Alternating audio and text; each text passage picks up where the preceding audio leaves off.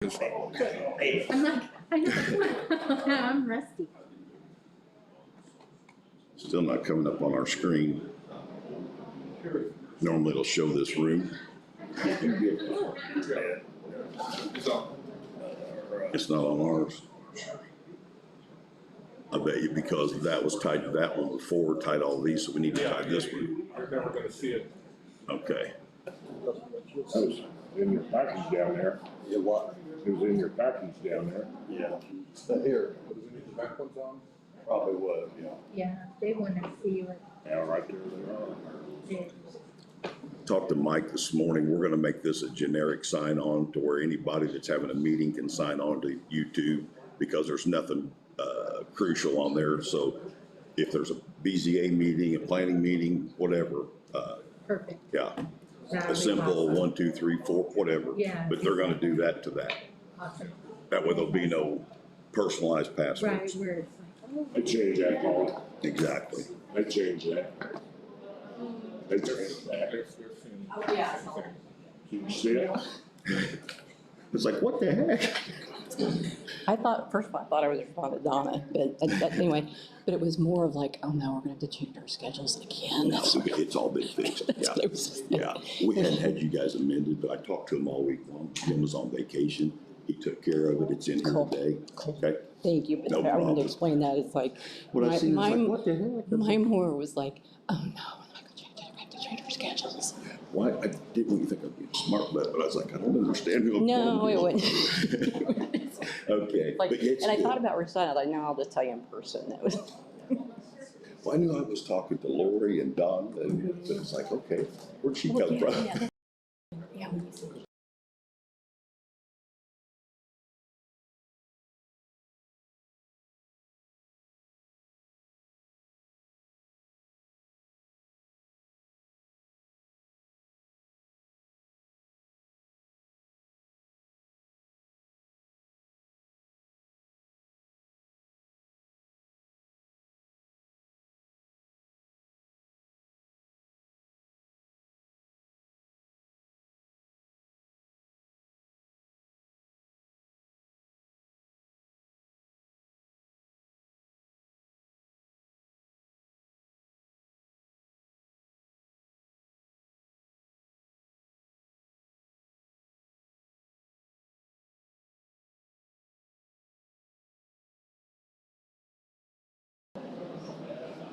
see. Yeah. They haven't shown it. Ah, there you go.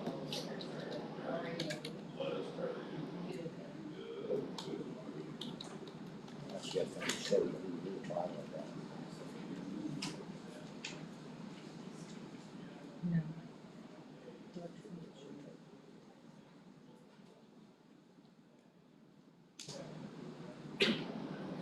Hello. She's in They all said hi. And I said hello back.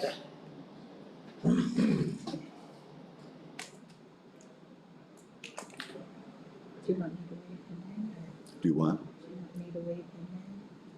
Yeah, if you can, if they can see you, if not, we'll.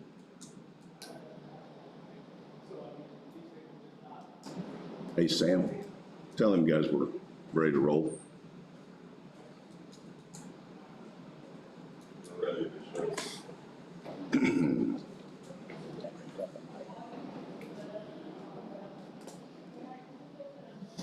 All right, folks, I'll call the meeting to order and start with the pledge, please.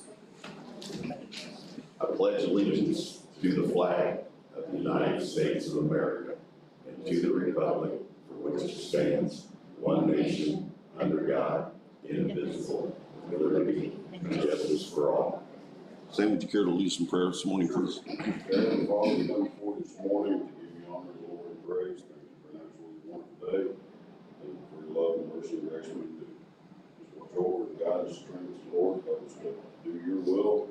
And just guide the commissioner, Lord. They got a lot of decisions to make today. Help us just to grow as a community and county. In Jesus' name we pray. Amen. Amen. Thank you, Sam. Yes, sir. We do have a quorum this morning. All three commissioners are present. Hopefully we can get through this fairly quick this morning. Not a lot of major issues. First up is the approval of minutes. Yeah, I'll make that motion in a minute. I have a motion by Dale to approve minutes. Do I hear a second? Second. Have a second by Bob. All in favor? Aye. Aye. 3-0 Nicole. Were you ready for me to roll? It's rolling. Okay. I have. Call her if I jumped ahead. So, nope, I am totally good. Okay. Next on the agenda is approval of claims. Quick talk about the claims. As everyone knows, we have moved things from general fund now to lit edit and to riverboat. Those are broke down accordingly. Before we go ahead with that vote, Jim, do you want to touch on any of that? Yeah, if you don't mind, not to belabor, the same points over and over, but I want to kind of go over a few things. Commissioners, this morning. So first of all, on the claims, if you go to page 9, I want to make clear, the total amount of claims for your consideration or approval is $479,120.75. My understanding is there's out of cycle. That's routine, but are those in the range of around $40,000? That is correct. Okay, so the one thing kind of point out, what's being approved today is $500,000, okay? And these, not saying anyway they're not legitimate, but just keep in mind, this is $500,000. So the county council had taken action and on some resolutions, but those, as far as tax increase or increased revenue, that does not start until 2022.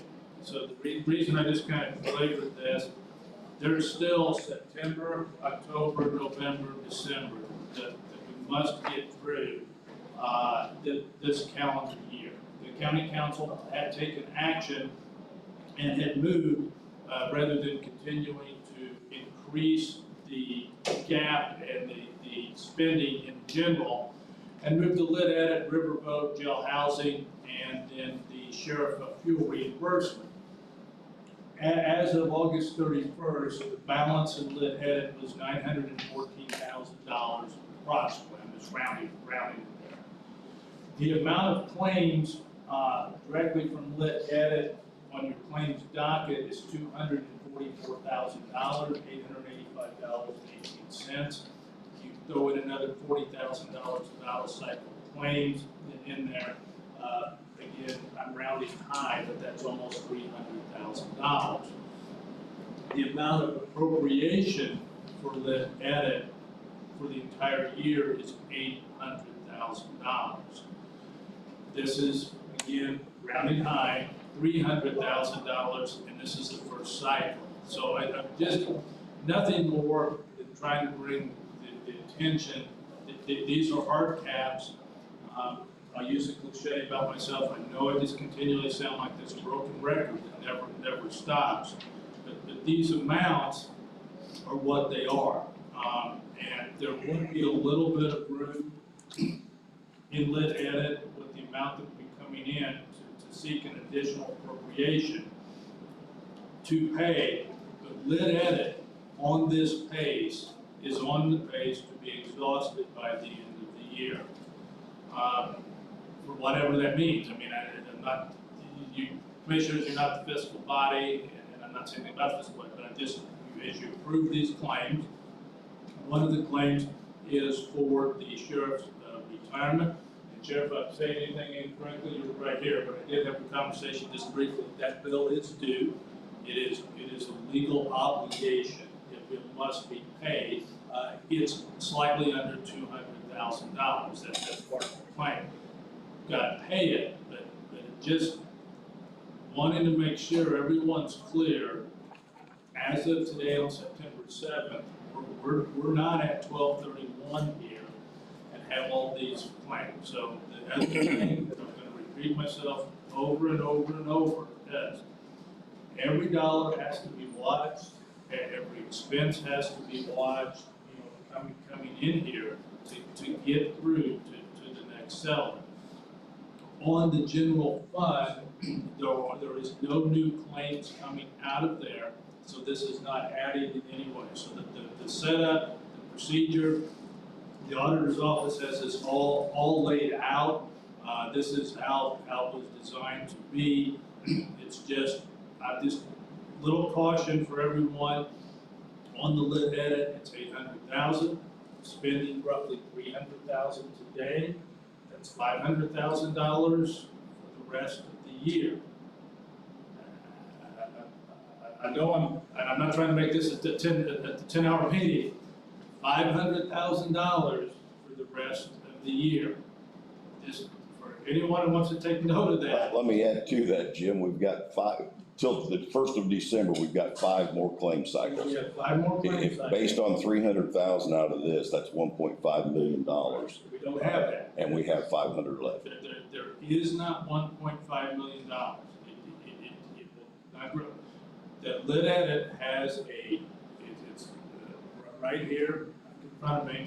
The amount that comes in is $105,000, the approximate, leaving out the cents.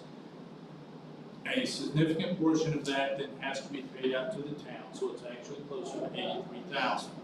So in September, October, November, December, yes, $83,000 will be coming in, but this will not total up $1.5 million, no matter how long we sit here and get out of calculators. It's not going to be that. So commissioners, with that, that's part of the resolution, the things we talked about is before doing that, having just a little bit of financial. There is no increase to the general deficit. The claims are legitimate. The other claims, just very quickly, different thing. EMS has claims of $6,000. There's $600,000 in their budget. 1176 has $52,000 worth of claims. That's a highway fund. 58. There's over $100,000 in that. Riverboat claims, these are matching what you expect. $8,000. There's $409,000 in Riverboat. There's claims for jail housing, $46,000. There's $232,000 in jail housing. All these other claims, nice healthy balance to go. Lit edit. I mean, I'll say it 3 times.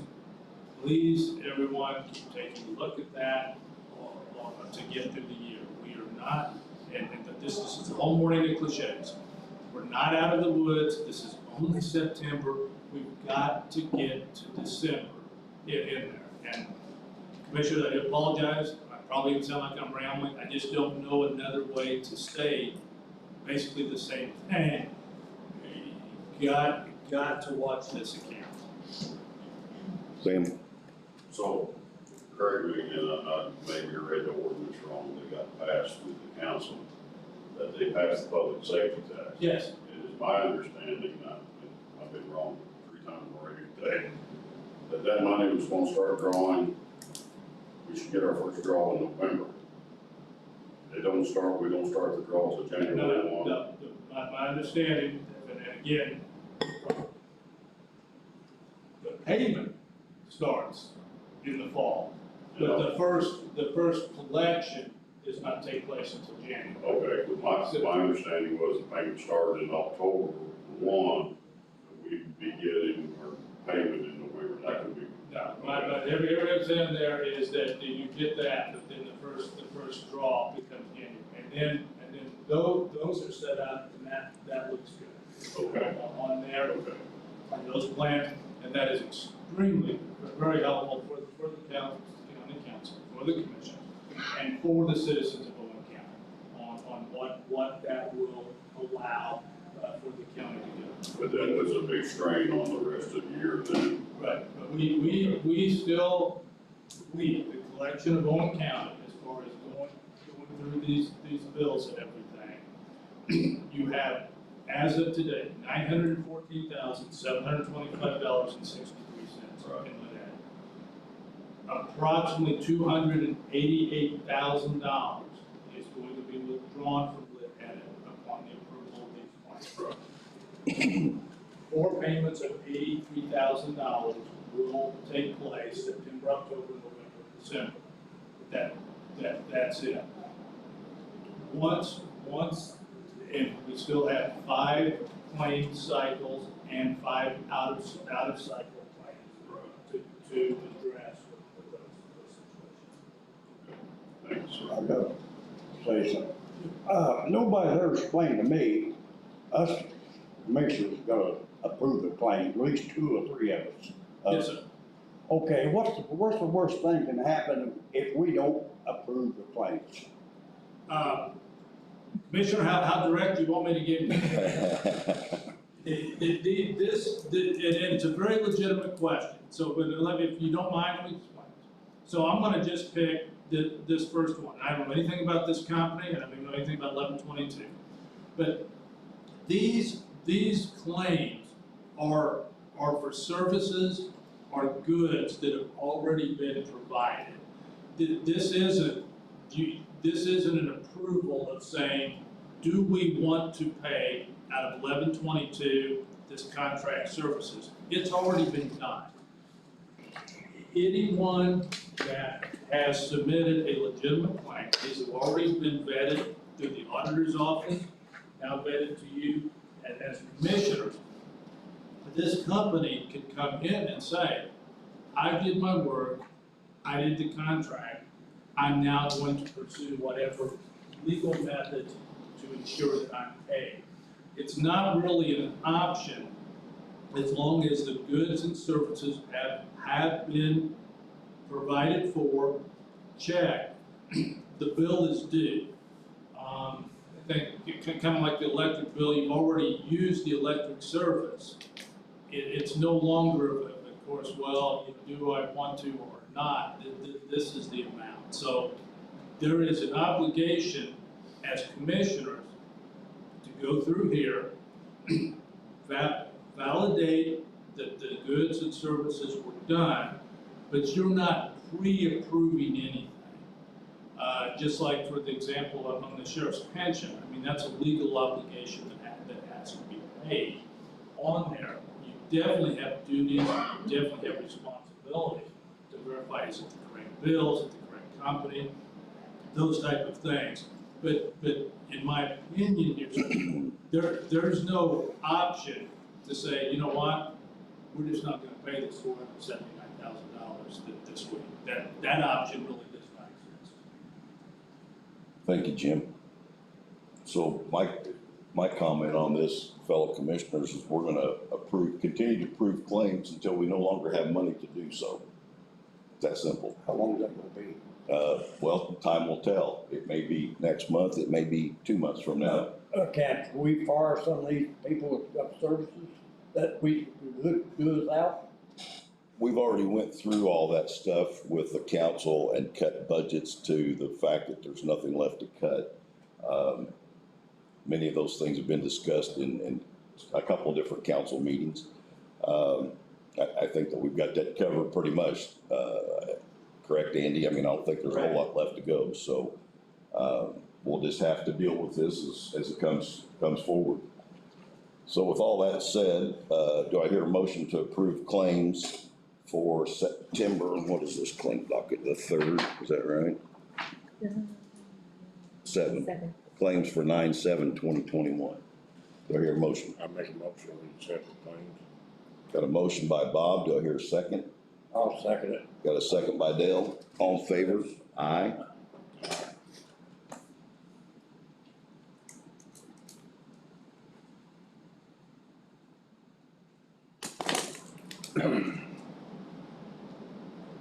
And briefly, Jim, what did you say the cash balance and and you're talking about lit edit, that's Fund Lit edit on 7332? On August 31st, it showed a balance of $914,725.63 on the financial fund report. But that was on 8/31. So any activity that's taken place from September 1st as of today's date would not be in the number. Okay, and I can provide a balance if you want.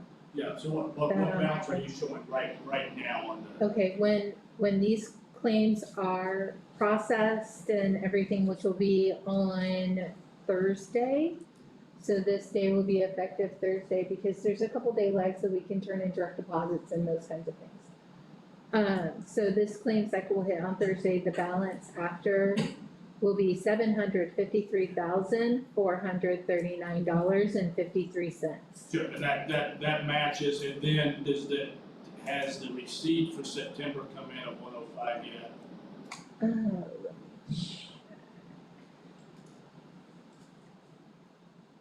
While she's doing that, I'm gonna go ahead and ask for a motion to pay out-of-cycle claims of roughly $40,000. Do I hear a motion? I make that motion. Have a motion by Bob. Do I hear a second? I'll second. Second by Dale. All in favor? Aye.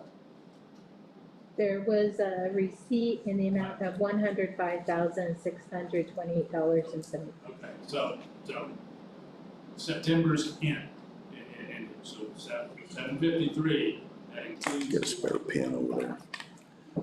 Brought 2 pens, run out of ink on both of them. Thank you.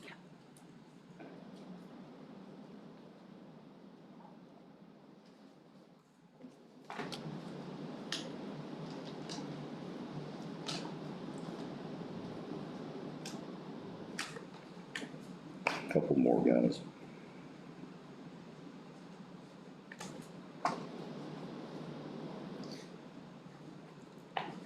Okay, moving on, old business. American Rescue Plan report. Jim, do we have any update from Just that the amount, very quickly, as of August 31st, the amount in the account is $2,020,321.36. There's been no money expended out of that account. Thank you. Dormant funds, that is a issue that's already been discussed. Not quite sure why it's on the agenda this morning, so we'll scratch that. New business, Highway Department. Greg? Good morning, Commissioners. Morning. I don't know how in-depth you want to discuss at the public meeting, but you're all aware I've made contact that I have 4 employees out with COVID. My entire office staff, at this point in time, I would ask that the Commissioners allow the Highway Department to be closed to the public. Yeah, I would recommend that. You gentlemen want to discuss that at all at this point? Or do you want to take a vote on that? Did you hear what Greg asked? Yeah, for close To the public? Yeah. To the public. We could possibly have a situation out there with the whole department being contagious. So it's best that we protect the public at this time until we get these results back. I'll ask for a motion to approve Greg to close his office to the public until further notice. I'll second that. All in favor? Aye. All right. Thank you. Did you make the motion? I did. You made the I made motion the in second. Second.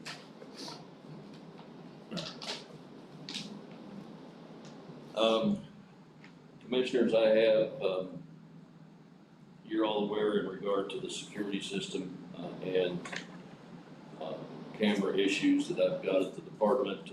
4th phase, the company that the county contracts with in regard to those type of things has submitted a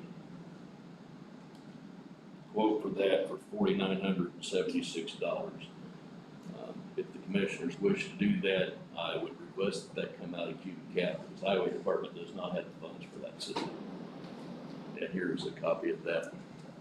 Thank you, Greg. This has been a discussion for some time. We've got some security issues out there, especially around the fuel tanks. We've got some cameras that are inadequate, and this is something that Greg's asked for a while. And didn't you have some fuel caps missing on some trucks here some time back? He's trying to figure out how that happened. I did, we came in, had fuel caps off the truck, so what we did, we drained the fuel and changed the filter before they were ever started up. So that was an expense that we didn't need if we had cameras taken care of. Do I hear a motion to approve the camera replacement at the highway garage? It looks like it's 6 cameras, garage area, office area, parking lot, 1 up on the tower. Yeah, it looks like everything's on there for $49.76 to be paid out of Cuban Cap. Do I hear a motion to I approve? make that motion. Have a motion by Bob. Do I hear a second? got a second by Dale, all in favor? Aye. Turn this over. Let's all sign this invoice here, how's that?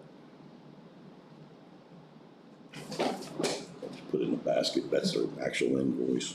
I'll just put it down there at the end, how's that? Nobody else needs to sign this here. Let's just all sign it since we just approved it, how's that? That way the auditor's office has got the copy. Go ahead, Greg. Commissioners, in regard to community crossing roads, we'll be ready to turn Steubenville Road over to Milestone Contractors next week for paving. And then we will be preparing Colross and Walden for them to receive. Put it in that basket. I've been in contact with Shannon Brock on numerous occasions, and it's no problem to get Steubenville on the schedule after we turn it over to them, so. Good deal. We on course to make sure everything's ready to go and be done at our deadline in what, 1st of October? Okay. We are. For community crossing. And commissioners, I'll just tell you, if I'm able to keep the garage open, I'm sitting here today with the people that I have, and to be quite frank, that I probably need to shut it down. Because I'm sitting the whole staff, or after speaking with the commission, they're all going to be tested. So that would put me back a week if I do that. There's only, and I can say it, I'm not going to say who, but counting myself, there's only 3 people vaccinated in the garage. Yeah, and with that being said, I can really push the fact that the vaccine is important. That's what's going to help slow this thing down. So those that can and will, please do get that. Greg called me yesterday to let, just so you gentlemen know, we already had the office staff out with that had tested positive. We had 2 more come back yesterday. So at my request, I told him to send his whole staff to the health department this morning to get tested before we have 28 people out there that all have it, which then in return goes to home and so on and so forth throughout the whole county. So how long will those test results take, Greg, do you know? I believe 3 days. Okay. So basically, we're gonna have no highway department for 3 days until those results come back. That's correct. There's 3 of us. So I wanna make that public awareness, that's where we're at. So until those results come back and Greg gets that information, I think that that's the best thing to do. Another thing, on this blacktopping, did you ever figure out if we could save any money by hiring somebody that's experienced just to lay the pavement? Yes, we did. Commissioner Dubois requested I check out and see if we could lay asphalt, as we do with some other projects, having local contractors lay it and the county, purchase the material. I can tell you that this, if we have those jobs, I think that probably could be a beneficial way to bid some projects. I don't have any right now, any extra money to bid those type projects, but that could be a way to go in the future. The pug mill is at the highway department right now in regard to the roads that we're going to lay millions on. Those roads are Bethsaida, Childers, West Fall Creek, and Locust Lake. Also, the prior commission approved if there's any leftovers, I could do a portion of Dillon Road with that product. That being said, gentlemen, if we don't work, the pug mill doesn't work this week, and that puts us another week behind. Well, and you and I discussed it, that mill doesn't cost us anything sitting there, only when it's producing products, so thank goodness we're not gonna pay a big fine for that. That is correct. Hey Greg, let me run by these gentlemen real quick. We've done some creative financing at the highway department to pay for, as you know, we had stopped projects that we had planned on doing this year because of the flood event, cash flow problems, so on and so forth. With Greg laying off 4 employees, that saved the county $85,000. We also had, back in January, approved 2 new dump trucks, through our normal, highway budget.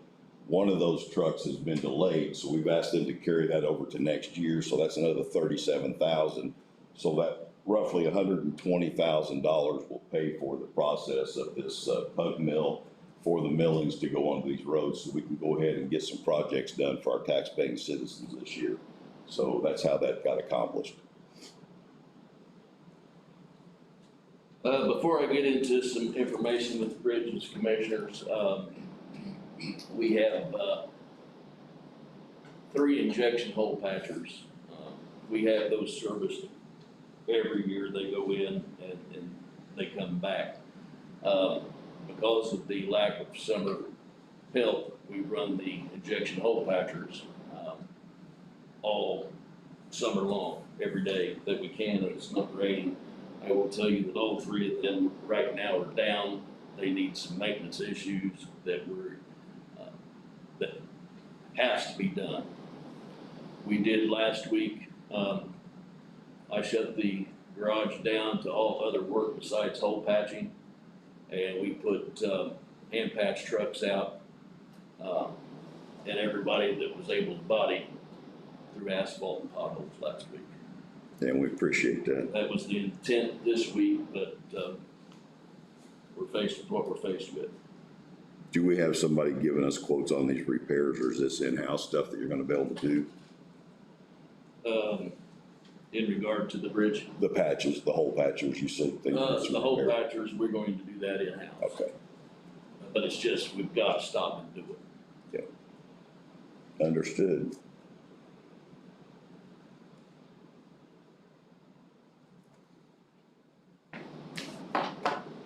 And I guess the reason I tell you that, if you don't see the moving and see it, when we do go back to work and see a hand patch truck out there, that's the reason those machines aren't moving. They're getting some well-deserved maintenance done.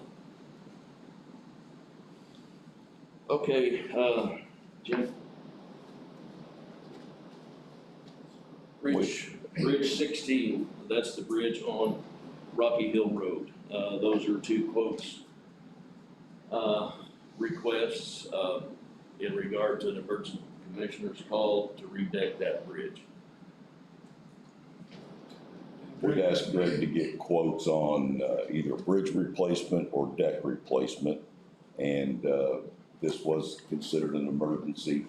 And so we're gonna have Jim open those up now, see what we're at. Sure, for the purposes of the minutes, this is under Indiana statute 36-1-12-9.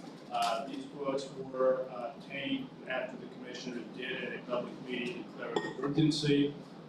This statute allows them to make contract for public works without advertising if they're invited from at least 2 persons known to do business with the public work.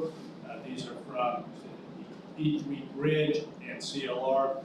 Greg, just for a minute, both of these companies, this is their line of work, this is the type of work that they do as far as bridge construction, is that correct? That is correct. Both of them working on the county. Okay, and then, so the minutes need to show that there was a declaration of emergency, and it needs to clearly state the names and the quotes of the bridge. So I'll put these up. The first one is from E3 Bridge.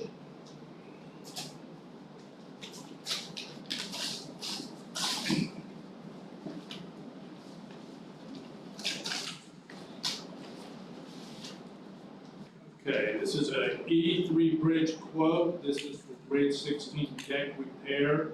I'll go through the details, but the end quote is for $93,125. $93,125. It is for deck materials, 38 pieces of 4x1, 4x12, 7 GA pre-galvanized plank decking, 23 feet 6 inches in length, 8 pieces of 1x4/8 hot dip galvanized plate at 10-inch length. For the side dams, 120 pieces of 7/8 diameter for 4-foot long shear studs. All deck material will need to be welded on site. Demo construction. This price is good if the contractor can break up the existing deck and let it drop into the water and serve as riprap.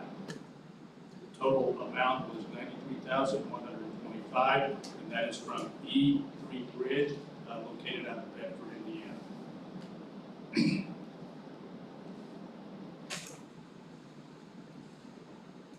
They did a different quote, and there's a second one on the second page for Bridge 16, and this is a basic quote. Now it's for $57,600. It then is for demo the existing bridge deck, lead demo concrete and creek and stabilization, install new bridge decking and weld in place supplied by others, 120 long shear studs supplied by others, one layer of number 3 rebar on one end centers for 8 new contract bridge decks. Work to begin in 2 to 3 weeks, and this is for $57,600. And that matches in here, but then on the deck materials, they've added $35,525. So the total quote is $93,125. They've broken it out between $57,600, and then they added this, and then $35,525 for the deck materials. That came in via email from Walt Wilson with E3 Bridge. I put that on the envelope if you look and seal it, so we'll probably be able to explain that more, but. But this one, the quote is a quote of $93,125. Okay, CLR, this is a Bloomington quote for Bridge 16.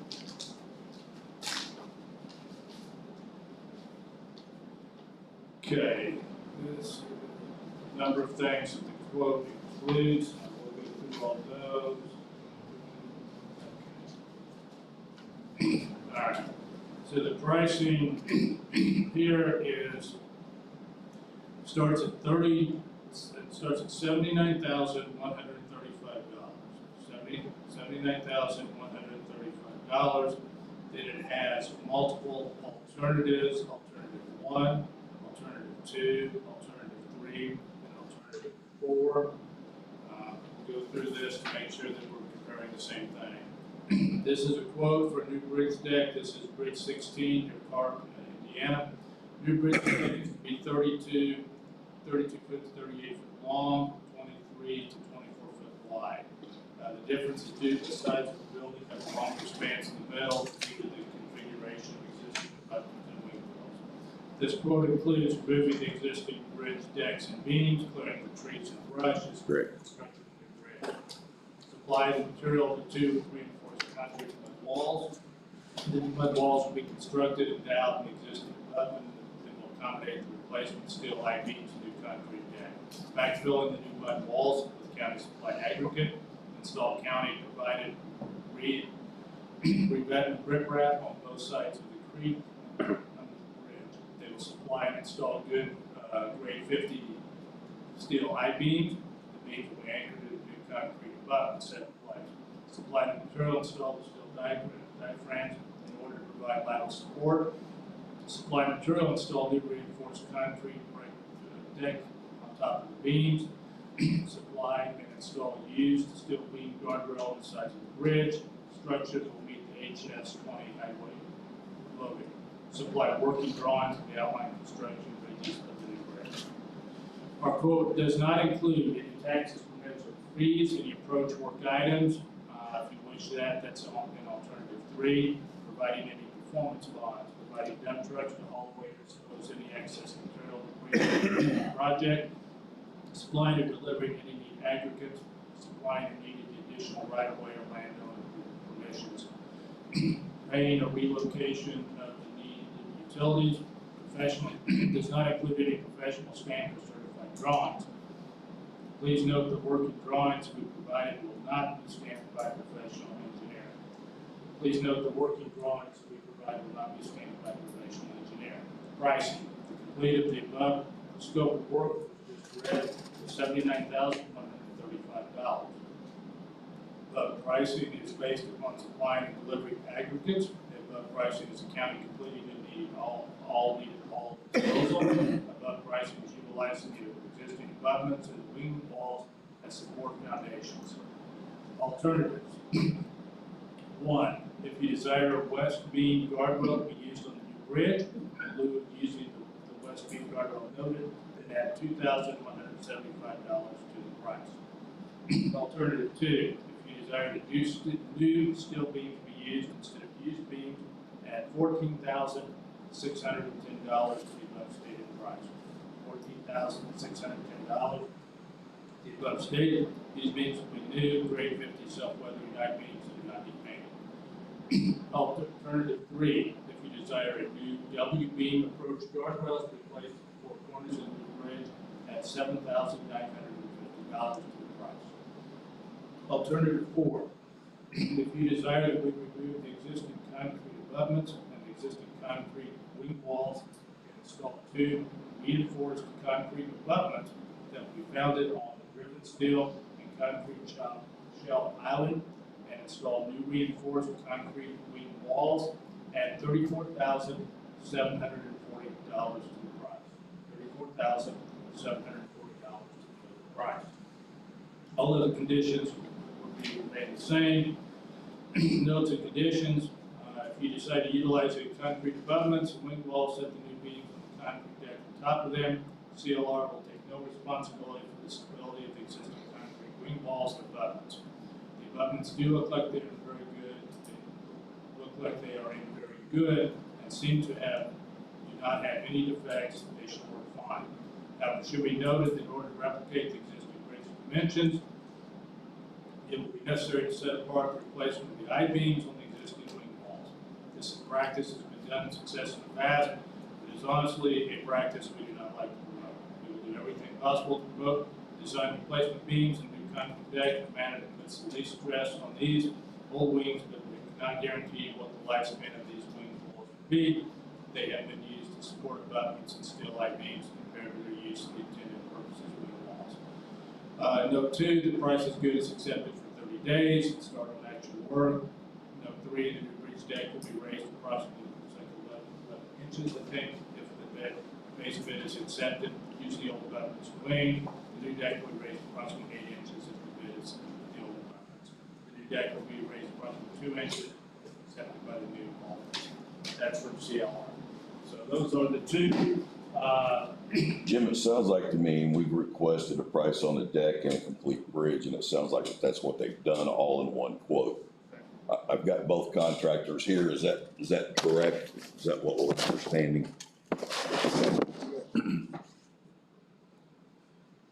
Greg, you want to look at these? Commissioner, I think I need a chance to look at it and come back and talk. Exactly. I tell you what, why don't you take those and take a look at them, and we'll finish this up before this meeting's out, because you need to take this to the council on their meeting on the 13th, so we need to make a decision, if we can today.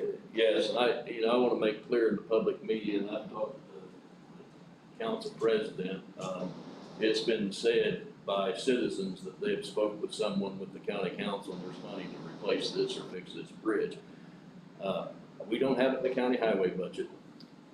I don't think that the council president knows what that individual is speaking about. I want to make that clear in here from the highway standpoint and the sake of transparency and everybody here on both boards. But if you do approve it, I will have to take it to the council and ask for funds, but one needs to know that it may not be there. Right. Well, regardless, the highway department doesn't have it, so it will have to go to council for any additional appropriation. And I understand Andy cannot control what's said by his group, so. Commissioners, on one thing, just as of the 31st in Cume Bridge, there's $264,994.87. And that money is already appointed to Kelly Bridge. Kelly Bridge. Yeah. There is money to refer to. Yeah, this money cannot come out of the highway department. Bill? Commissioner, I talked to Chad Brightmore, the owner of the company. Uh-huh. He said that there was a problem with the financing at the moment. We can wait till next year for the money. After you get through the appropriation in December. Well, I'd love to tell you that that's a great idea, but we don't know where we're gonna be at this time next year either, so, I'd hate to make that promise to you. Well, we'll, you know. But we'll take that into consideration. CLR will work with you. So Greg, when you finish up, if you want to take those and you and Dakota take them out and come back with your recommendation, we'll go from there. I did, receive, a request, from Commissioner Burton, to know how fast a mow trim ran mowing. I think I've, spoke to the, commissioners about that before. I mean, it's a machine. It's just like any other machine. If you're familiar with farming or anything else, it could run anywhere. I would suppose between 3 and 5 miles per hour. I don't know the depth is why you asked that question, so. I had a taxpayer send me an email wanting to know how long it took. We have 700 miles of road roughly. Take that times two, both sides of the roads, 1,400 miles. You wanted to know how many miles the highway department was mowing per week. Wanted to know the speed, all this different things. And we've discussed this before. So that's why I requested Greg to bring that information here to the general public.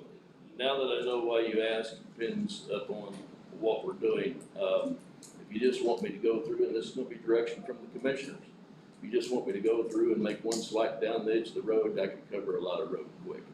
If you want me to clean a road as I go, it is a timely process. Sometimes it takes a mow trim, anywhere from 4, Dakota could probably answer that question a little better. He watches them on a daily basis, but I would say 4 to 6 times to get a road, what I would call laid back.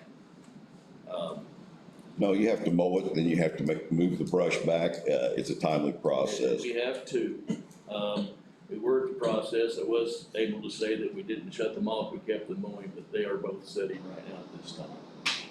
If I'm going to pave and I'm gonna put the pug, use the pug mill, then I had to have those employees, help feed the pug mill and run motors.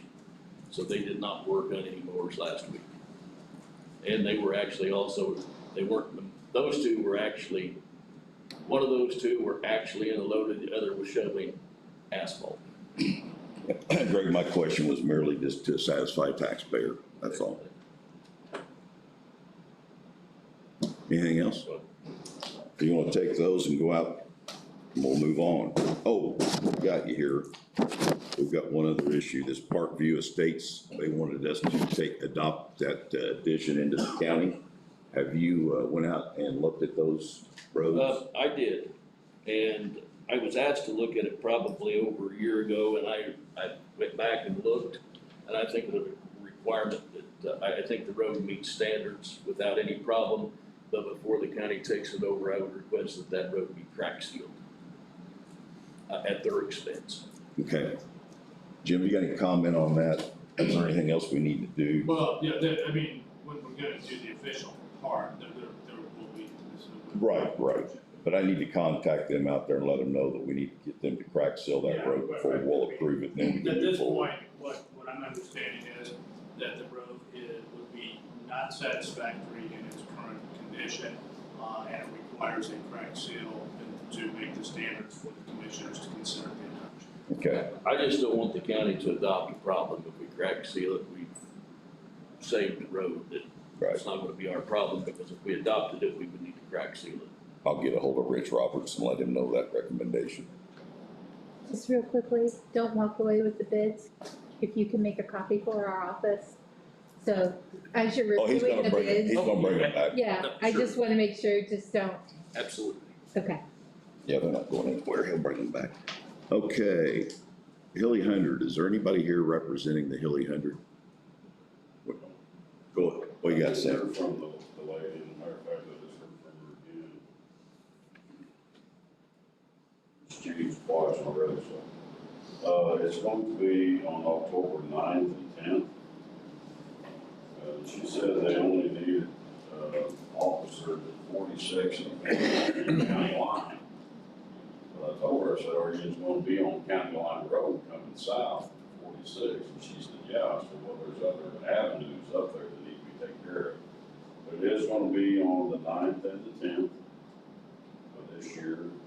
It's not gonna be much into Owen County. They're gonna come from Ellisville, over, I don't know, it'll be Mount Carmel, or where they come from, then they're gonna come south on, county line, they're gonna cross county line at 46th, continue to head south on county line, then get back over on, I call it Reeves Road, Harsh Gravel Road, and that way go back to Monroe County. So they're going to Schooling Road over to, Yes. So there's not gonna be much over here to depend on one county. Now, it's subject still to change a little bit. If they change their direction, but as of right now, it'd be limited access in Cleveland County. It's gonna be October 9th and 10th. Hopefully I'll have a better update for you at the next meeting, but, go ahead. I was just wondering, who pays for the officers that does that? They do, They do pay for all of it? yes, they pay for all the security. that's why they come to us in a meeting to get it approved and so on and so forth. We don't pay for any of it. Well, I know if they were in southern Indiana or Owen County, they're a pain. I mean, it's a wonder somebody's not got killed. And that's, So we're talking about Mount Carmel intersection, we're talking about 46, Schooling Road and Harts Gravel, so about 4 or 5 different locations Yeah, there. and that's subject to change yet still. Okay, And we'll take care of the security detail part of it. They do pay us. The county doesn't pay for any of that. Never has. I wouldn't do it if we had to pay for it ourselves anyways. did you have something, sir? I was gonna ask about the asphalt. Have you already signed the contracts on redoing these roads that he was talking about a while ago? Yeah, Milestone already You has them. signed the contracts? Yep. Those were already approved last year. Community crossing. Yep. Community crossings. So with the Hilly Hundred, I guess we'll continue to table it, or do we want to approve this, something that's went on for last 3 or 4 years? I don't know where to move forward with this thing or not. Yeah, I don't either.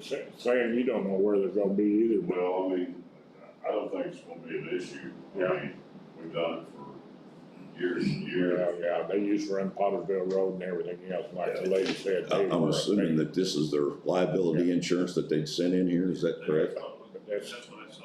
Jim, you want to give me some legal advice Well, I on mean, whether to move it's forward? a certificate of liability insurance, I mean, if they have, but I would hope that this is all we have.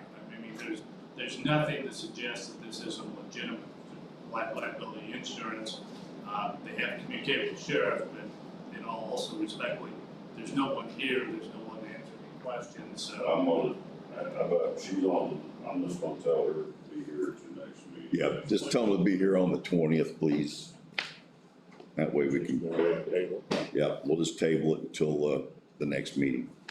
The 20th, and that'd be 6 o'clock, right? Yeah, I'll tell her. Do I hear a motion to table? I make a motion to table. Hilly Hundred. Motion by Bob, second by Dale, all in favor? Aye. Aye. Okay, Sheriff Department, Oh, nothing from Sam? we just had one person that got COVID that was in, jail, that, they was quarantined at home. They're back to work. EMS, Chris isn't here this morning. Sheila's got on here annual dues for the North Cataract Homeowners Association. We obviously have some tax-owned properties up there, and we don't pay homeowners association fees.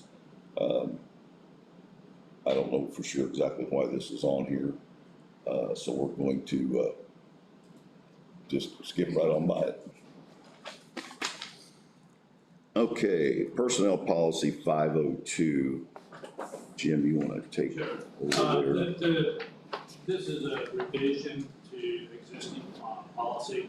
The main revision, it's only one page, is that the county offices within the courthouse and the Owen County Health Department will be officially closing for lunch between 12 and 1.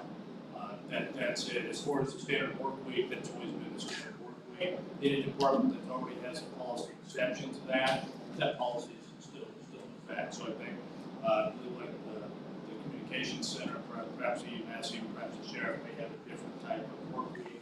Doesn't change anything on here, but this is just mainly that if this policy is accepted, there will be an official closing for lunch between 12 and 1. The courthouse is still open.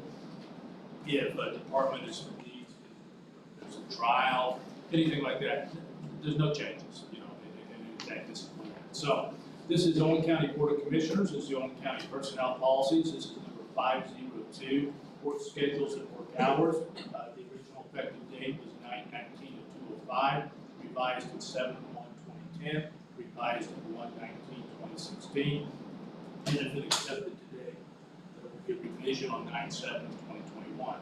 The policy will read as follows. The standard work week begins at 12:01 on Sunday and ends at 12 midnight on the following Saturday.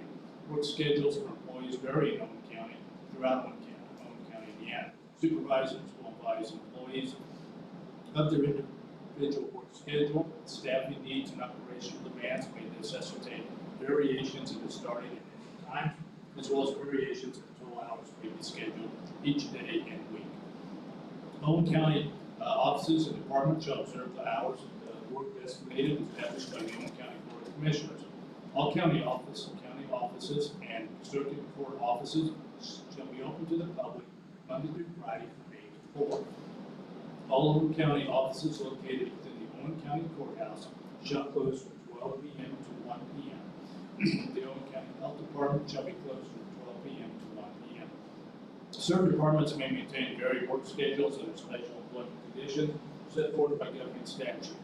For example, the Owen County Sheriff's Department, the Owen County EMS, the Owen County Communications Center operate on 24 hours per day.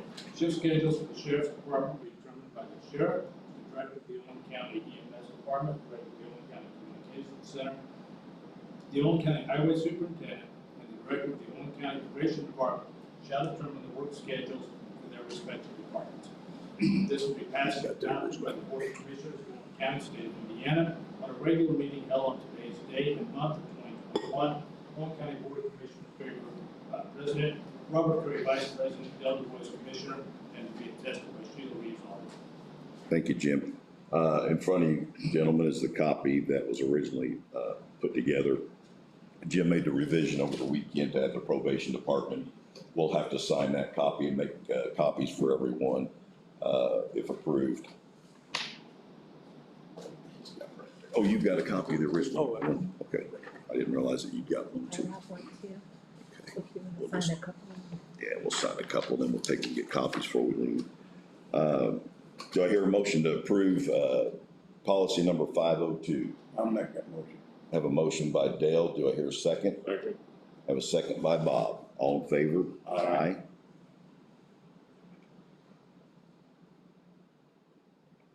I got a couple of them here. Nicole had one too, so.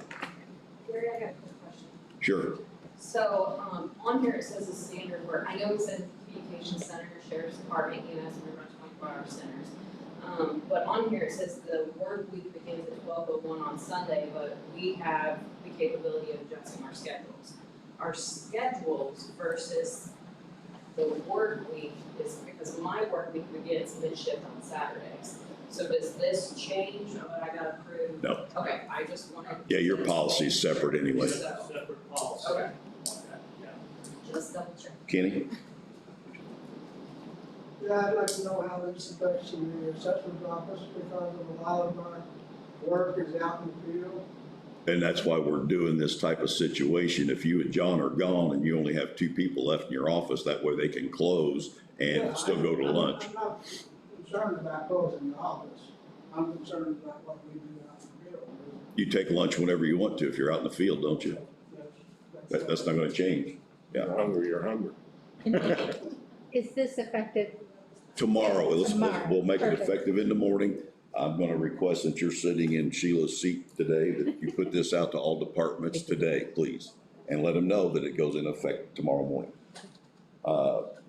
To me, especially with the reduction in staff, this is the right thing to do. That way nobody's gonna be overworked during that hour time when we've got 2 or 3 people trying to move and go to lunch. Shut it down, everybody goes to lunch at the same time, and we're back to business at 1 o'clock. So, okay, next is the, find my policy number 201. This is just an amendment to policy. So policy 201 will still read as follows. This is just adding a category.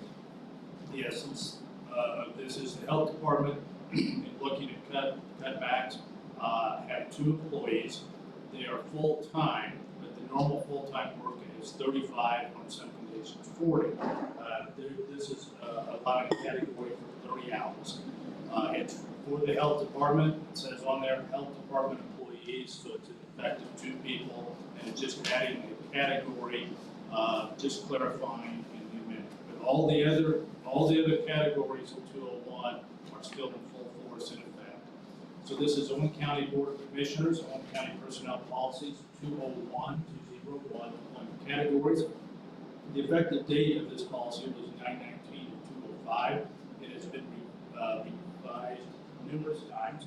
12/15/208, 7/11/2010, 9/1/2011, 3/19/2012, and if approved today, this will be revised on 9/7/2021. This is an amendment to the policy. The Owen County Board of Commissioners hereby amend Owen County Personnel Policy 201, employment categories by adding the following full-time employment category. Regular full-time, 30 hours. Health department employees who are regularly scheduled to work 30 hours per week in the Owen County Health Department. Generally, they are eligible for Owen County's benefit package, subject to the terms, conditions, and limitations of each benefit program. This amendment was passed and adopted by the Board of Commissioners of Owen County, State of Indiana, regular meeting of State of March 2021. Owen County Board of Commissioners, agreed with the President, Robert Perry, Vice President, Delaware Board Commissioner, and attested by Sheila Reeves. Before we move forward with this one, Andy, I think you guys approved this cut during budget hearings, if I'm not correct, from the 35 to 30 for savings in the health department. Okay. In case anybody had any Do I hear his head rattle? Do I hear a motion to approve policy number 201? Got a motion by Dale, seconded by Bob. Yep. All in favor? Aye. Aye.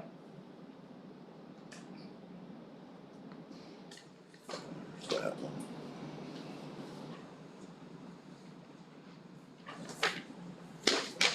Okay, next up is the resolution mask guideline. This is something that the commissioners have requested that the attorney put together. Basically our thoughts moving forward. We're also going to ask that this be published in the local newspaper. And Nicole, on a resolution number, what is the number on this? 025. Okay, this is a resolution. It's a resolution by the Board of Commissioners. It's resolution number 2021-025. Statement by the Owen County Board of Commissioners regarding mask guidelines. The Center for Disease Control, CDC, and Prevention recently came out with new guidelines regarding the wearing of masks. Included in these new guidelines is a recommendation of universal masking by all students aged 2 or older, staff, teachers, visitors to K-12 schools, regardless of vaccination status. These new guidelines will conflict with prior guidelines and may not reflect the general conditions experienced in Owen County, Indiana. Owen County has a COVID-19 clinic, and Owen County Health Department has worked diligently to ensure that free vaccines and testing are available to anyone who wants them. Masks may be worn by anyone who wants to wear one, and anyone who chooses to forgo masks and vaccinations has a right to do so. Owen County citizens have lived through this pandemic for 18 months and provided with information regarding how to best protect themselves from COVID-19. The commissioners of Owen County believe that health decisions are best made by individuals in consultation with their medical professionals. The citizens of Owen County are fully capable of making their own health decisions. Parents are in the best position to make medical decisions for their own children. The Owen County Board of Commissioners fully support and respect the right of citizens to make decisions regarding their own families. We will continue to do everything within our power to see that necessary services for testing and vaccinations are made available to everyone in the county. We do not support government mandates and orders regarding how individuals choose to move forward. This will be passed and adopted by the Board of Commissioners of Owen County, State of Indiana, regular meeting held on today's date of month of 2021. Owen County Board of Commissioners, Gary Burton, President, Robert Gray, Vice President, Delta Boys Commissioner, and attested by Sheila Reeves, Auditor. Any questions on that, gentlemen? Bob? No. Do I hear a motion to approve resolution number 2021-025? I'll make that motion. Have a motion by Bob. Do I hear a second? Second. And a second by Dale. All in favor? Aye. 3-0. And Jim, while we're on this subject, could you touch on the state health mandate with testing and so on? There's a lot of questions about that right now. There is. So the first thing, and this is from the Indiana State Board of Health. And what they're suggesting is they have guidelines, but and I think it's stressed at least once, very much, and more, that they are deferring to local health officials. They want to make that crystal clear in what they're looking at. Now, the Indiana State Board of Health does make a distinction as far as we're talking about this area of quarantine. So if someone that comes in contact with someone that has COVID-19, they start at, I believe it's within 6 feet distance, and for a time period of 15 minutes in your contact. So if it's just casual walking by and you go, oh, someone had COVID, I'm totally making this up. Let's say someone had COVID on the 3rd floor in the courthouse, and no one was on the 3rd floor, you just came in here, you paid a tax bill, and you left. There would be no reason from the Indiana state to quarantine. You weren't in contact. So they're talking about the 6 feet in 15 minutes. From the State Board of Health guidelines are saying that if you've been vaccinated and you don't have any symptoms, at least as of this morning, they're not suggesting that person needs to be quarantined, but they should get tested within 3 to 5 days. Now, from the State Board of Health, if you're in an unvaccinated status and you have now come in contact with someone who has COVID, and it's been over those time limits, they're suggesting a 14-day period of quarantine. Now, they defer to local health officials who are saying that they may know the county better. That could be short to 10 days, it could be short to 7. Based on testing, like recommended, if you get a test, if you're after 7 days, you're showing no symptoms, you have a negative test, there's a possibility, deferring to local health, that if they may suggest less. But that is from what I found out from the State Board of Health, that it's a 14-day period. They do draw a distinction between vaccinated and unvaccinated individuals within, and their time limit is 14, is their suggested time of quarantine. So if we have, and I'm going for county employees right now, so if we have vaccinated employees that have been in contact but have no symptoms, there's no reason they cannot continue to work. So I want to make the guidelines and everything is a definite 100% deferment to local. They're definitely suggesting that individual should get tested. If that person displays any symptoms, I think it would be fair to say that all guidelines would suggest to quarantine, fever, those type of things. But at least from what they're presenting as of this morning, is that you get tested, but if you're not having symptoms, they're not suggesting a quarantine.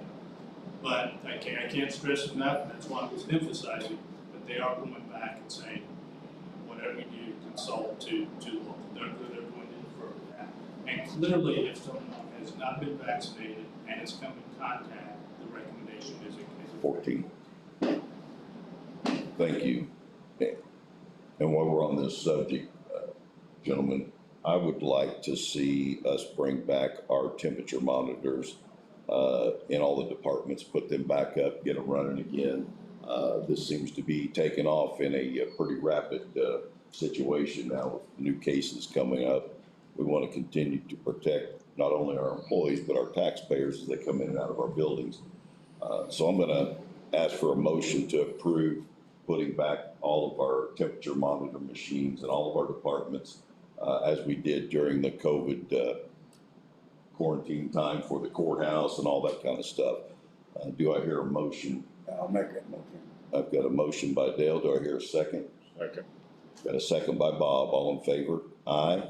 Nicole, if you could send that out again for tomorrow for all of our departments, we'll get those up and running again. Sam, you might want to touch base with your security guys. They'll want to kind of keep track down there as well. I just think with everything that's going on, that that's the right thing to do right now, so. Okay.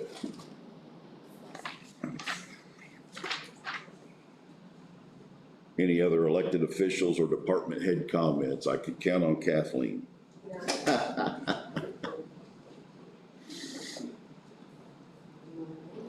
Morning. So just want to give you an update. We were extremely busy last week. We did the phone project of moving over the administrative phones, creating the new system within the dispatch center, separating us from the jail and the sheriff's department's phone system. So what there was 6 phone lines that was shared between dispatch and then everything at the jail, sheriff's office, and so on. Since I have 4 consoles, I took 4 of those phone lines with me because I have to be able to answer at least 4 consoles. There's no reason to have less than 4 lines incoming. HICOM then provided us 4 outgoing lines, so if we have to transfer or make calls out of dispatch, we are using the HICOM lines to come out. We still have the option of 4 for citizens to be calling in. There is no longer a phone tree option on dispatch, so anytime anybody calls the 829-821-4874, it's gonna automatically ring directly into the dispatch center. The sheriff's department, they still have a phone tree in place, but we have pushed this out through social media and stuff. The sheriff's department has a new phone number. It is 812-829-5757. So HICOM is going to come in, and since they have the 2 phone lines, they're going to also install the 2 outgoing lines for them as well. So they have the option to be able to take and transfer some more phone calls. Can we get that information out on our county website? I think you guys have access to it. I think Levi already updated Okay, it, because okay. Bill said that he was gonna get it to Levi to update the Google search and all Thank of you. that kind of stuff. Okay. Double check, it should be up. Yeah. So the project is not complete yet.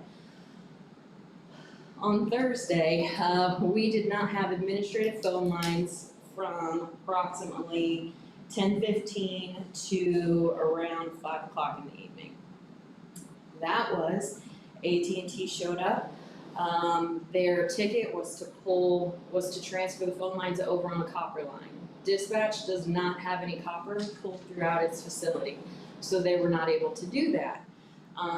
Spoke to the account manager with AT&T, they were not able to submit a new ticket to run it through the fiber that we have coming in. We have AT&T fiber.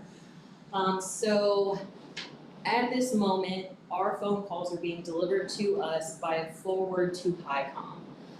So they provided us some additional phone lines, so we took all of the AT&T lines, forwarded them to HICOM. That's how the phones are getting delivered to the dispatch center right now. Are you comfortable with that? I am. Okay. So we have a couple options that we can do. I can reach out to the engineers with AT&T and see if the infrastructure that we have within dispatch will allow them to take the phone lines and run them through the current fiber that's in there. Or AT&T can come out and pull copper and we can transfer to copper. Or the other option that we have, since the phone numbers are already being forwarded to HICOM, HICOM can now port those numbers and take over those phone numbers. It's similar to what you guys did with Granite with everything here at the courthouse. I would then get the bill from HICOM and no longer from AT&T, and we would just continue on down the road. Anytime we would have issues, we would then contact HICOM. So I guess that's a question for you guys. what's best for your situation. Obviously, we don't work in your department down there, we just help you oversee things, so we want to do what you feel comfortable with, and obviously, they're gonna have to bring some type of contract to the table for the attorney to take a look at, so. Yeah, so that was just an option that he discussed with us that they would be able to do. I like that scenario with HICOM, but that's just me. Yeah, because I'm not gonna lie, I'm not happy with AT&T. So when we found out that after we submitted the ticket to do the forward, AT&T then advised me that they would have somebody there to have the work completed by 4 p.m. on Friday. Okay, we're Thursday. We had no administrative phone lines. At this time, from what I'm seeing and all of the issues that we've had with our phones, there is no priority level for the dispatch center. And I have reiterated this with texts that have been on scene. Every person that I talk to, whenever I have to call in and speak with AT&T, I'm like, I'm not McDonald's, I'm not Walmart, I have to have phone lines. And they're like, well, a tech can be out tomorrow by 4 and we can get you fixed by then. I am pretty sure and confident in saying that we would not have that issue with HICOM. So that's why I'm saying I'm comfortable doing the route that we're doing now. And then if I can get a contract from HICOM, I'll get that to Jim, and then possibly move in that direction with our administrative phone lines. None of this affects the 911 stuff, so that is still completely in place. Nothing touches any of that. We do have just a little bit of some cleanup that we have to do within the phone system itself for HICOM, but he's gonna come out this week and try to get some of that stuff just cleaned up. 5 o'clock on Thursday, we were going into a weekend. We don't ever like to do anything on a Friday, so we were receiving calls, we could make outbound calls, we could do everything that we needed to do, so we just kind of stopped, and then was gonna pick it up this week. Okay. Why don't you have HICOM get us some kind of contract, get it sent to Jim before our next meeting so we can get it on the agenda and get that approved? By going with them, is there any reduction on the AT&T side with any expense, any bill that we can reduce? Yes, so that was one of the things that I asked Derek with HICOM. I said, so if we decide to port the number to you guys, am I still gonna have to pay AT&T for the actual phone line itself? And he said, no, it should get rid of that AT&T bill for the dispatch center, because they will be taking it over as a whole. I can double check that with him, but. Yeah, let's follow up on that. I mean, obviously, we don't want to be paying twice for the same service. Yeah. Well, the way I see it is porting the numbers means then HICOM's taking control of them, so it's the same thing with your cell phone. If you have Verizon, you decide you want to go to T-Mobile or whoever, you then port your number over to T-Mobile, AT&T, whoever it might be, so then you no longer have a Verizon bill, you have a bill with them. Jim, is there anything additional that you want? Okay. I did receive a call on Monday. Again, it's a phone call. So, you guys know where it stands with lumber prices, construction, everything like that. Back when Mr. Brothers was part of the commissioners, we got approved to build a privacy fence between us and the church. That'll kind of get rid of some of that foot traffic of people that's walking right along next to our tower. All of that kind of stuff, and I could spend up to $10,000. I got a quote from one company would not quote me, 2 companies would not quote me because they said lumber prices are outrageous and they weren't going to do it. So I had a gentleman call me, I believe it was Friday, and he quoted me at $9,800, and it's a privacy fence, but it's not a full wood structure, it's a wooden frame structure, and then he puts the same as our metal siding on the building would match, and then that would be the panels in between, and then it would also be gated and everything like that on the west side of our building. I'm not sure if I want to do it at this moment. I need to crunch some funds. I do know that you guys have already approved it, so I don't know if you want me to get a formal quote from him and bring it back to you guys, or if I'm fine the money, because I do know I have a cash balance and all of that kind of stuff, bring it back to you.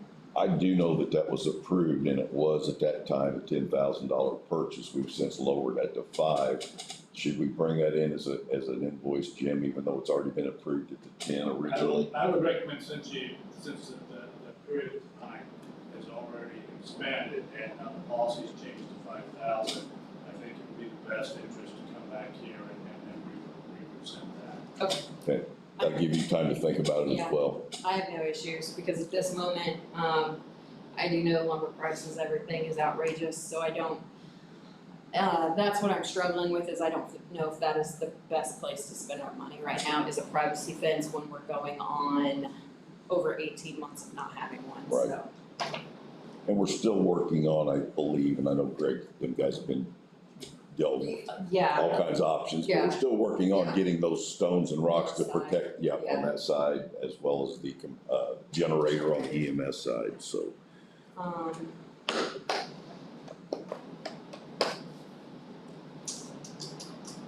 I also, as well, had an employee that was out with COVID. They were out for their 2 weeks and they have since returned to work, so, I do have some overtime that was generated out of that, of course. A lot of the shifts I covered myself, so, it is what it is when I can't work my people to death, so they're tired. But yeah, so we are currently down 2 staffing members, so I'm going to be posting for that soon. I did make the offer to all of the department heads that anybody that was going to be laid off due to the budget cuts and everything like that, they're more than welcome to apply at the dispatch center if they're qualified. And I did not receive any applications, so I am now going to open that up to the public and push out our posting, so. Well, thank you for doing that to our current employees. I guess that's it. Yeah, if you guys I have don't anything think for I me, have anything. I think that's about all. I know there's more stuff, but last week kinda was crazy. Just let your employees know that we're gonna get those Yep. temperature monitors back up and running, and everybody stay safe, Yeah, they've always still been doing it, so. so. And department heads, sounds like we need to double check with our health department to make sure that we're all on the same page as what is required, whether you've been tested, you've not been tested. I recommend everybody checking with them, so we're all on the same page. Trust me, over the weekend, starting Friday, I got phone call after phone call about this, that, no, it's this way, no, it's that way. That's why I had Jim touch on it this morning a little bit here, because I had 10 different reasons why somebody couldn't come to work, so. Okay, any other, Greg, we're back to you. Okay, Commissioners. Oh, Sam, did you have something? I'm sorry. Just AT&T, Okay. Okay, sorry. Commissioners, in reviewing this, and I'll explain just a little bit. And then you can make the decision whether you accept these or dismiss these and quote them again. It appears that the companies quoted apples for apples, except one company, quotes providing the materials and the trucking, and the other company does not.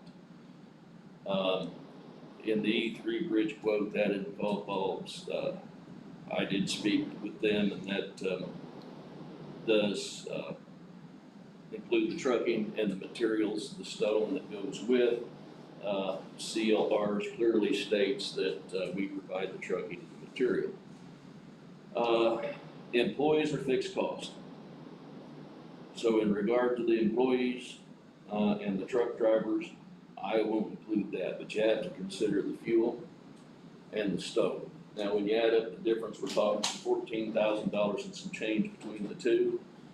I can't imagine this, just at a $10 average taking $14,000 worth of stone.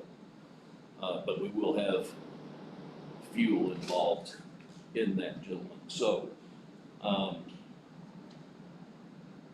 What does that do in just can't get this out here. What is that going to do to slow down your other projects if you're putting some guys on this particular haul out or bringing stone? Are we talking 2-3 days here? The reason I'm saying that is we've got community crossings that we need to, proceed with. well, I have community crossings need to proceed with, Commissioners, and I will also, let's just talk about the roads we're going to do with our pub mill. There's only one way to make that happen, and I've had that discussion. I cannot hire any trucks. There is no money to hire any trucks. There's very little money to get the job done, but as the commission advised, they want to get some bang for the buck for the taxpayer, so we're gonna do these projects. We have to use our own trucks, we have to use our own employees to get these upcoming projects done. So, it would depend upon when this project started. I need 3 weeks to lay these roads, and I intend to start laying them next week.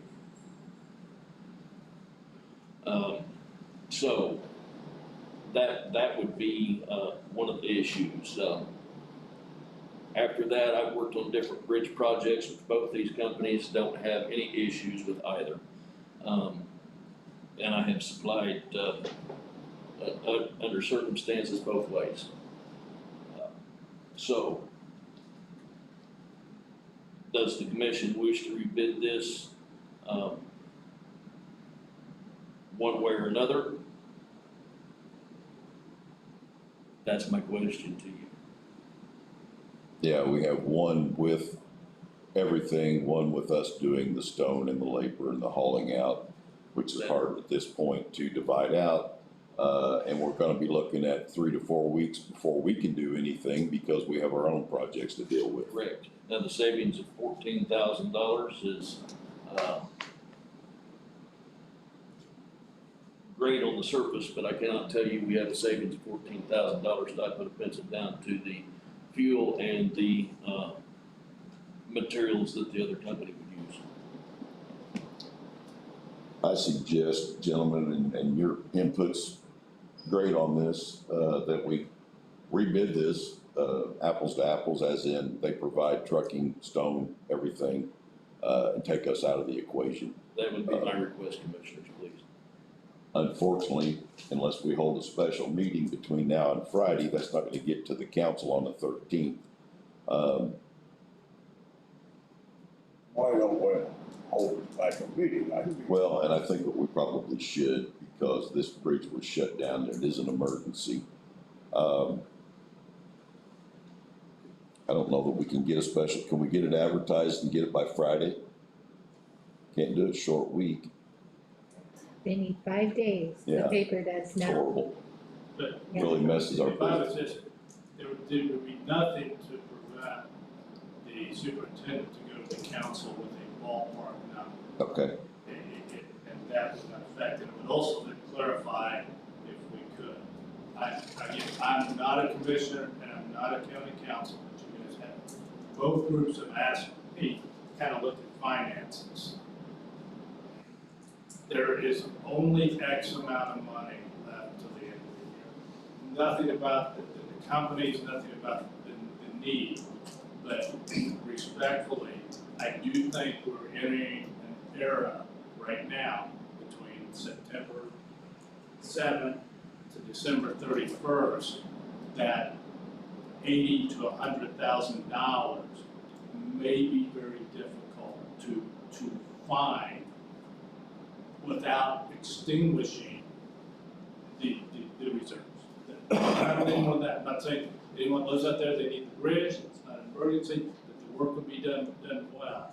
But there would be nothing to prevent the superintendent to go to the county council to put into, up to an amount and see if that would even exist, and maybe when the county council might find that. I'm good with that, Jim, and I'll tell you why, is because the citizens out there, deserve some type of answer. I know that I've taken a ton of phone calls on it, and, if they've been told something, we need to let it unfold. Andy? Yeah, so at this point, we're all dealing with the same amount of money, and that's basically lit in it until the end of the year. There are some options. I know one company stated that, billing could be foregoed until, the end of the year.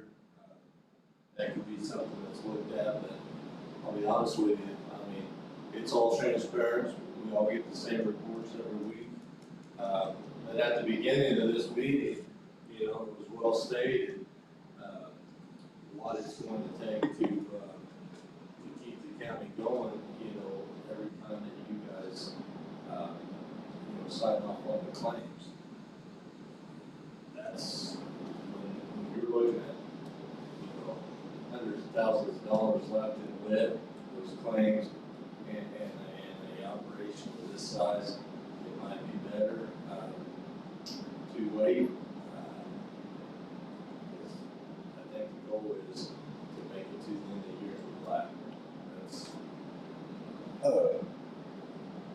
Could we, go ahead and do this project, rebid it with, on the conditions that whoever gets it foregoes their payment till after the 1st of January of 2022? Well, that's a possibility. One's already offered to do that. I kind of think that we need to stay on Jim's line, as in, let's go ahead and present it as is. We've got two different quotes. The high side 79, and I think we're talking deck replacement only here is what you're looking at, not the full-blown bridge, correct? He takes that to the council, and we see where we're at with it. If we can defer payments, we can talk about that at the same time. But here's what we're up against. Greg is, I am. I don't know if you guys have got any calls, but I was told that someone from the taxpayer standpoint, they were told by some council members that there was money to pay for this. I can't answer that question. I don't sit on the council. So the only thing for us to do is take this to the council and let them answer that question. I think we all got the same update last week or the week before on where King Bridge is at. We know what's obligated out of that. If somebody's got ideas different than me, that's fine. But I think it's pretty transparent on where we're at. And I agree with you, Andy. And to be clear, once that information arose, I called Andy, council president, and I mean, I would have told you I don't think there's money there, and it's not a statement that he made. And I'm not saying that. I'm just saying that there was a statement made to the taxpayers and they deserve an answer, I guess. I can't answer it, and Andy can't either. So again, if somebody's got an idea of where there's money at that him and I do not know about, or you or the attorney, I'll be happy to hear it. I agree with you. I think the public needs to know kind of where we're going. I know being Greg faced this situation with the bridges being closed for the detours and stuff that we're having to go around. It's a huge public safety issue. Huge. It's huge. All right. So how about I ask for a motion that we let Greg take this to the council, present it as is, as a general pricing, and then we'll move forward from there. I'll make that motion. Have a motion by Dale. Do I hear a second? Second. Second by Bob. All in favor? Aye. Aye. There you go. I'm headed to the health department, my department. Okay. Thank you, Greg. Attorney comments? None. Sheila's not here. Commissioner comments? None? Well, the only thing is on our mask resolution, I don't want people calling us saying the school doing something, we did not approve it. That's the school's decision, not ours. That is correct, and it pretty well states that. That's why I want it publicized in the local Some people newspaper. don't know how to read paper. Right, right. Bill? Commissioner, before you adjourn your commissioner meeting, I'd like to introduce my replacement. Another Bill. Yeah. We can't find anybody besides Bill. Bill Williams from Monroe County. He's taking over, well, he's working now, but I'm retired officially December 31st. Well, old Bill, I'm gonna call you old Bill. Old Bill. Thank you. It's been a pleasure working with you. And I do know Bill Williams very well. He was Monroe County Highway Engineer for several years. And we have some relationships, so it's good to have you on, Bill. Look forward to working with you. Hopefully you can educate us over here a little bit, get us up to, maybe 2020 or something, bring us along a little bit anyway. I look forward to working with you. Well, we appreciate that.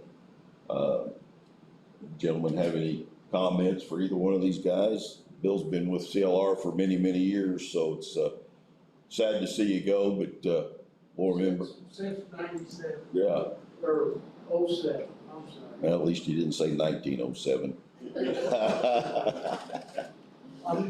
I felt like I'm that old. I'm gonna take one more public comment and that's it, because we don't normally do public comment on Monday morning meetings. I've got a question about the income tax rate. I was at the council meeting, and I have since heard that not one penny of that will go towards the roads, and not one penny will go towards the jail. Is either one of those comments true? That is not correct. The money does not go to the roads. It is designed for the possible jail. Public safety could be EMS, 911, or the sheriff's department. Well, I How got that's been, that- go ahead, I'm sorry. I got that directly from a council member. I think they need to be informed what they're voting on before they vote. That I have no control over. That I have no control over. I've got it on, Right. you know. Well, and what I just told you is the truth. Jim, am I misquoting? No, the increase that was voted was a public safety tax, and clearly, and there was a consultant there, his name was Mr. Jim Peters, that went through and explained about the jail and how that would be broken down. It doesn't necessarily mean that every penny goes to the jail, but it clearly can be, and I think that was the proposal, that the significant portion would be earmarked for the construction of the jail. Well, that was my understanding. If we had a council member saying no, you're like, well, maybe I misunderstood. Well, apparently you didn't, and I don't know who told you what, and I'll let you deal with that situation, but we're gonna try to shoot straight with you as much as we possibly can. As far as the highway goes, none of that tax will go to the highway. I can say that hopefully in the shuttle of all of the budget, now, if the sheriff's budget does come out of general fund, there's a possibility to move some money around for some different things, but there's no guarantee with that. Got a lot of work to do. Does the highway need help? Yes, they do. Very much so. And with that, I'll make a motion to adjourn. Got a second? All in favor? Aye. Thank you all. Man, more thing. We need to hang on to that certificate of insurance. Sign them all.